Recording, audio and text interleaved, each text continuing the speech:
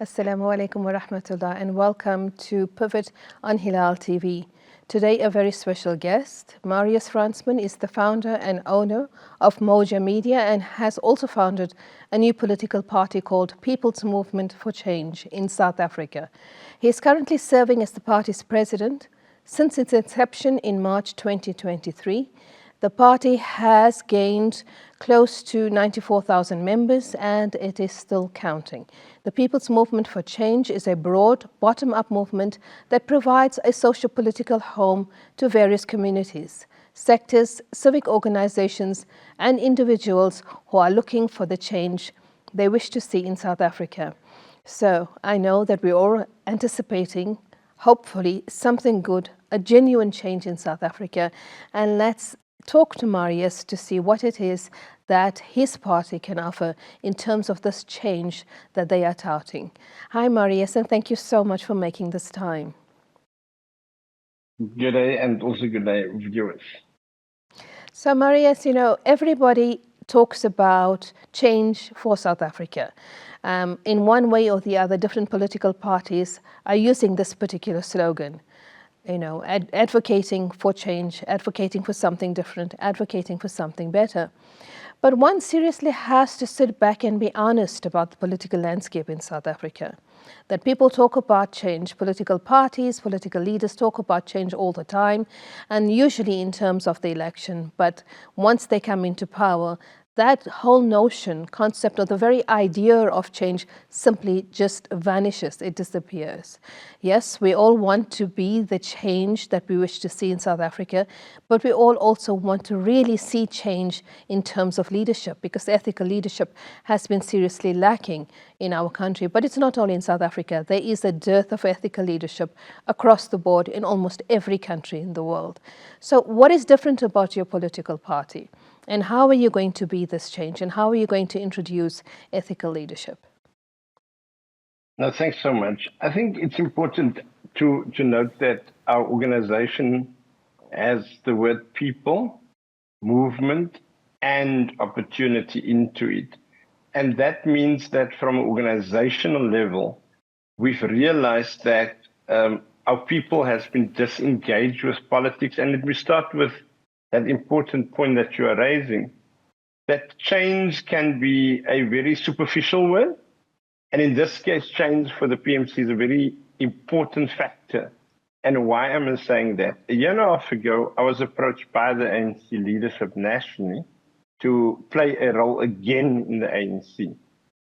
The issue is that it would have been more of the same. So I've realized that if you want to bring the ordinary people, which I call the Gogos, the Titis, the Putas, the Ansanas of this world, if you want to bring them into the center of the body politic, change starts with oneself. So I have had to go to the uncomfortable environment of not saying, let me go and sit at the main table of politics through the ANC where I come from. It's best to do something for the future, and the future is therefore not the ANC. The future is not the DA. The future is what we call issue-based movements. And that's what distinct the PMC somehow from others. Also, we've went to people like Dan Plato, that was the former mayor of Cape Town, and a MEC in the provincial government in the past, and said, look, if we really want to bring experienced people around the table with less experienced community people, with NGOs, with CBOs, with young people in particular, let's bring those that's experienced in governance, irrespective of the political parties they were, and bring them into an uncomfortable moment where we can put together what I call an intellectual bank of capabilities of those that have strength in civil society and political space and in the economic space. And we do a matchmaking for them that we actually help the youth to be stronger in the governance process in the future. And in the next 5 years, that some of us need to stand in back because we've been there. We understand the political space a little bit more than others. And it's literally to create a space for others, but to use our experience individually and collectively to make that so that change effectively can be a real opportunity. That's a very powerful idea. And I see that you're centering it around the youth, and that is for me very significant, because in the 2019 election we found that the poorest voter turnout seemed to be amongst the youth, and it is the youth who are going to be the game changers. If anything, in what's happening in the world today, it's the Gen Zs who are going to change the direction of the way in which humanity is going to move forward, and in which democracy is actually going to materialize, because there is a big question about the whole notion of democracy. Does it really exist, and does it serve the needs of the people? So when you speak about incorporating the youth, you're doing something that many political parties have, and I think these are the dinosaur political parties, which I like to call them, have neglected significantly, believing that the older people should continue to stay in power and not making space for the young ones. In terms of your movement then, in terms of your particular organization, have you been out to campaign and talk to the youth specifically to encourage them and motivate them to come out on the 29th of May to vote? Because if the youth of South Africa vote, this will be then a significant turning point in our elections. Can I start with the fact that I think the PMC is modeled on the premise that over the next 5 years, the body politics of our nation will change. And what does that mean?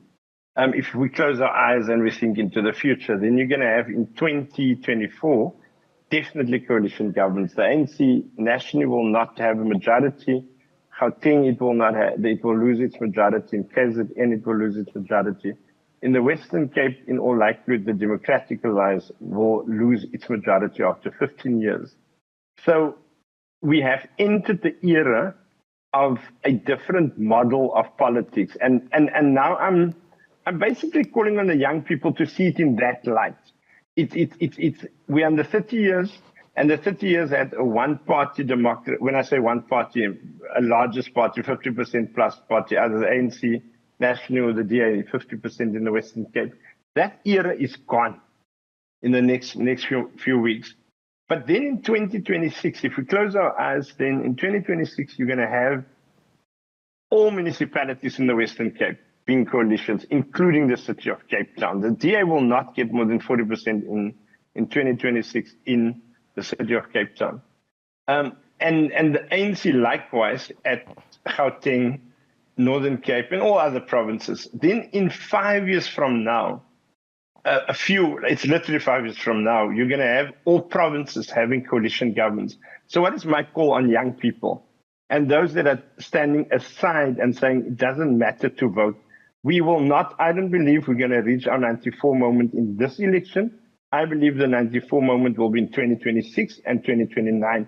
And hence, I'm calling on young people to start having an interest in politics at this moment. Because if you have an interest in politics now, you're going to grow with the changes of governance in our country, and you're going to, in 2 years' time from now, be very, very experienced. Back to your question, I'm a beneficiary to, I was never in the youth league, for example, of the ANC, but when at the age of 28, I was the provincial MEC, the provincial minister of the Western Cape. At the age of 25, I was a mayor. And at the age of 38, I was the Deputy Minister of International Relations and Cooperation. Why did that happen? Not only because I've got a qualification or a degree. It was because I sat as a young man in the space of the elders like Dalla Omar, the late Dalla Omar, and others. And my call is that, and those type of leaders in 30 years ago was prepared to get us to sit around the room, to make mistakes and to be groomed properly. So the PMC has decided to create a network of people, family, community, and opportunity, and bring anyone. We basically call ourselves a partnership organization. You can be a different person in a different party, but you can still partner us on engagement of helping the future. We've gone out, specifically, we're only 6 months old, so that, we've registered in October 2023. We had our first big meeting in December 2023, and then in January, our first press conference. So we're very realistic in what we'll be able to achieve and not, but what we already know, we've created very big relevance. I suspect the youngest candidate on any list in South Africa currently must come from the PMC. It's a young man called Muhammad Boltman.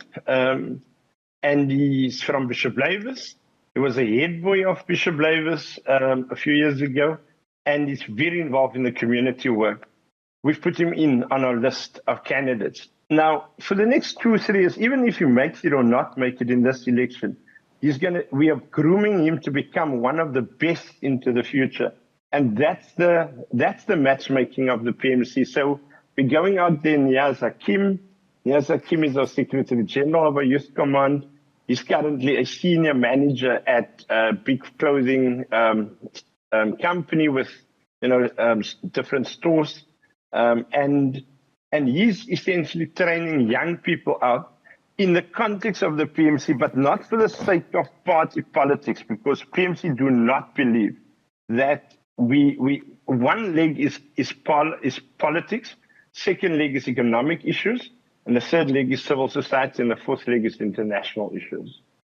So we have to go to a break, but when we come back, I want to raise this with you because you raise a very important idea, and that is the whole notion of political school for political appointees.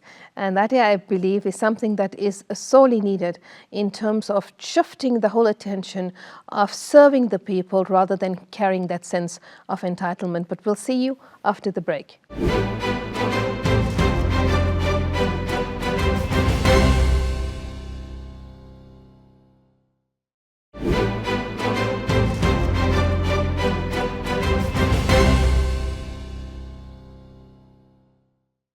Assalamu alaikum and welcome to Pivot on Hilal TV today with a very special guest, and that is MARIUS FRANSMAN. And MARIUS is actually mind-boggling in terms of his responses and the vision that he has, that he is projecting about the PMC and what is necessary in order to build a political party that will ultimately serve the needs of the South Africans. Now, MARIUS, you really have blown my mind from the responses that you have just given.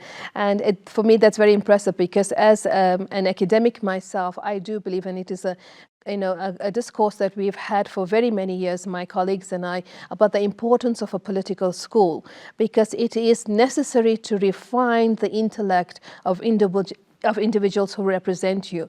You know, when people complain, I always say that we deserve the leaders that we have because we are the ones who put them into power. And if we cannot see a better way forward for ourselves, that is because we lack the vision to recognize that leaders need to have a particular integrity, an intellectual capacity, and also a particular capacity in order to serve the people. And this is what you're speaking about. So with PMC, you're interested in building the capacity, the integrity, the intellectual ability of the people who will represent the party and ultimately then represent South Africans, because we're a great nation. I think we're entitled to and deserve great leaders to represent us. Now, what has shifted your focus? I mean, you had this opportunity in the ANC. They recognize that you need to build individuals. As you said with Dala Omar, etc. They carried forward this mentorship project to you and for you. What is lacking then in terms of the ANC that the PMC feels, they can do better? I think the unfortunate thing is the African National Congress. I believe it needs to get into a museum now. You're sitting with people, and not to mention names, like a year and a half ago when people approached me, very senior national leaders, and they then said to me, "Marius, but you can do these things in the organization because you've got some strength in different communities, in particular the colored community as well." I had to reflect deeply because it's a choice between being then part of that, which I know, and I said, I know this table very well, but this table cannot anymore serve our people. And it cannot anymore because it's got the opportunity, it is in government to serve the people. And the foundation of the ANC historically would have been that the primary motive force was always the working class, the working class, the unemployed. But the ANC has shifted. So the political consciousness of the ANC has departed, and as Kgalema Moshlanchi would have said a few years ago, it has departed leaders without announcing that it's departing. So that's the reality. The ANC has brought us liberation, and we will forever be grateful to that. But if I must look at the younger generation, and their needs. We've got inequality gaps. We've got a stubborn 32 officially unemployment rate, and I believe it's closer to 45%, the real unemployment rate. You've got a throughput rate at schools where a government minister will brag that we are doing this well, but it is about those that are only getting to matric. So out of every 1,000 children that gets into grade 1, only 300 get into matric. And the 300 that gets into grade 12, only 10% of them go either to a university or a college. And that's a crisis. It's a crisis of a mega proportions. And what was the response over the last 10 months or 6 months from the ANC? Introduce a Basic Education Amendment Act called the Ballot Bill. It doesn't address any of the things that I've just said. A national disaster of unemployment and unemployability of young people. A national disaster of youth that there's no throughput, it's dropouts. And where's the PMC saying that must be the focus, that must be the essential focus, and we must create a national construction site out of South Africa and start to link economic opportunities and infrastructure opportunities with the young people in its employability and skills enhancement through trade capabilities and others. And I believe that the ANC kind of has, the ANC is redoing. You're sitting with a 70-year-old person that's going to fight to be a president. You're sitting with ministers that's 65 and 68, etc., that wants to force themselves on there. And I think the ANC is not the future for these things anymore. I would be remiss if I don't ask you two questions. And that one question first is that we need to shift from a culture of mediocrity. So when you speak about throughput in education also, a large of it has revolved around reducing the pass rate. And when you reduce the pass rate and you focus on the numbers of putting individuals through saying that they have passed, you're actually setting up the country for failure because you're not building skills, you're not building potential and capacity of a nation that can really then contribute significantly on the global scale. Like, I mean, how is South Africa then going to compete with some of the most, advanced, technologically advanced nations in the world today? So that's the first thing. How do we then address that? And then the second question, of course, I would like to know is what is your position on South Africa's stand at the ICJ and on taking Israel to court at the ICJ for its genocide in Gaza? Because my viewers would be interested in knowing what is the PMC's position on the genocide and, are you transparent about your donors? On the first issue, on the issue of young people and schooling, I think we must accept that there is a Gini coefficient that's the highest in the world, the gap between wealth and poverty. The PMC's view is that you can't have a sea of poverty in an island of prosperity and you do nothing about that. And you really So I personally think the will, it's not always the policies, it's not, for example, the policies that we need to change. It's the will of government people, both politically and administratively, to change it. And I've seen that because I've been there. I know what to do when you have to force a position through, even if they're telling you must first do another policy position on it. So personally, I think it's the will to do it, and we must use the issue-based movement, and that's why this future is so interesting.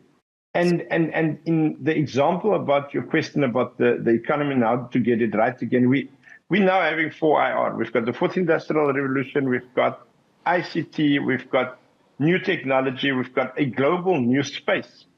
And if you take a child of 8 years old, I've got a nice smartphone, but I think I only know 2% of how to use it.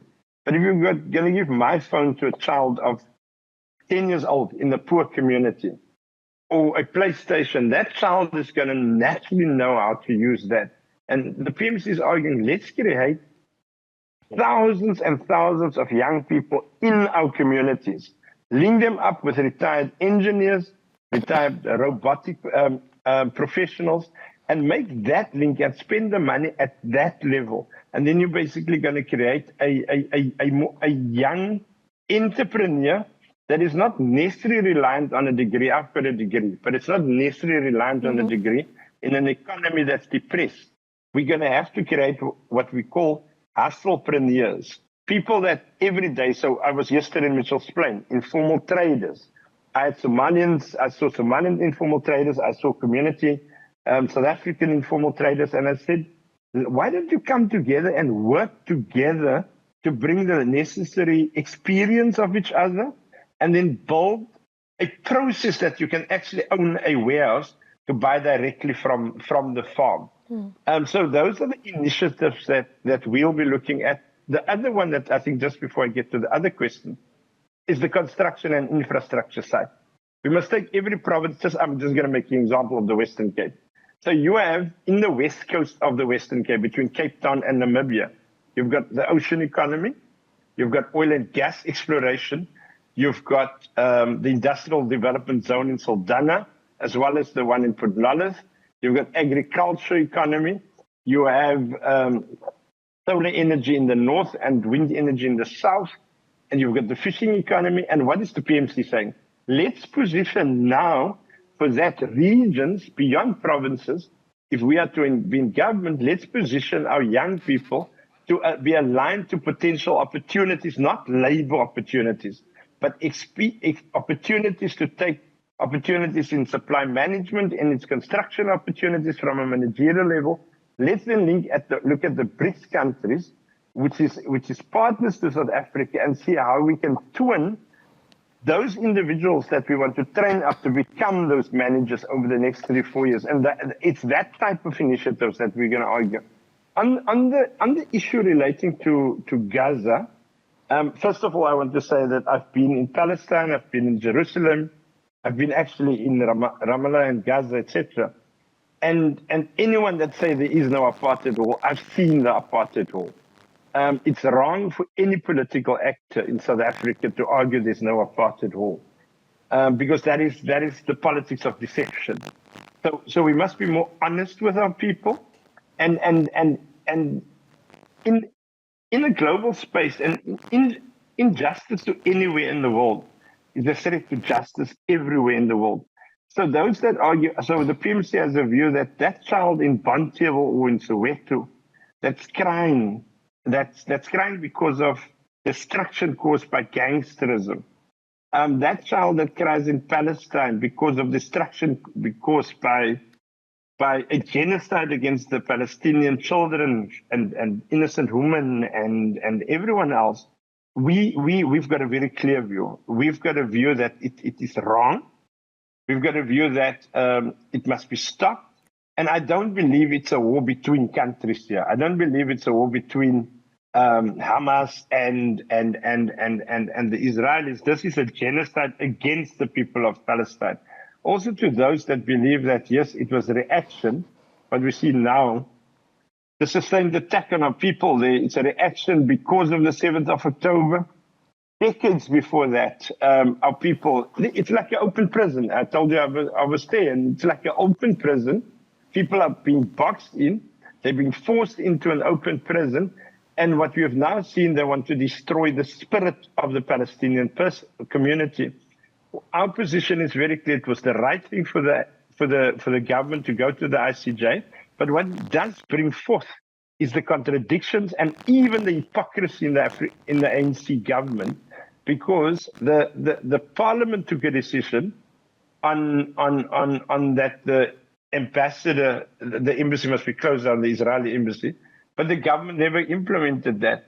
So I'm concerned that the ANC government is using the process, and the ANC is using the process to get Muslim people to actually vote for them based on the issue of this. But I'm concerned that there is talks behind the scenes between the ANC and the DA that ultimately can lead to a DA inclusion in the government of South Africa that will completely destroy the spirit and the intent of our internationalist agenda globally, and in particular for the people of Palestine. I also want to say that I'm one of those that view that I'm not so sure if the two-state solution is possible anymore. I think we should really consider the issue of the fact that it is a Palestinian, it's a Palestinian state. It's Palestinian land and the two-state, possibly the two-state solution concept, that horse is bolting. Thank you so much for those wonderful insights, Marius, and you bring a rich plate of thought to this particular debate. It's a pity, yes, as you said, you've only registered 6 months, but I wish you well, and I do hope that your party will gain strength, momentum, and of course it will snowball, especially if the young people buy into it and recognize that the future is theirs, that they have a responsibility in learning about this future, in learning about politics and participating in politics, because you cannot be South African and not be political. Thank you again for sharing your insights and for these wonderful examples of what it is that South African voters should consider and think about going forward in just a few weeks' time. 29 May, we hope will bring a ray of sunshine to this country and bring forth the tremendous potential that we have in this country. It's about time we have a change, but we want a good change. Till next time, see you again.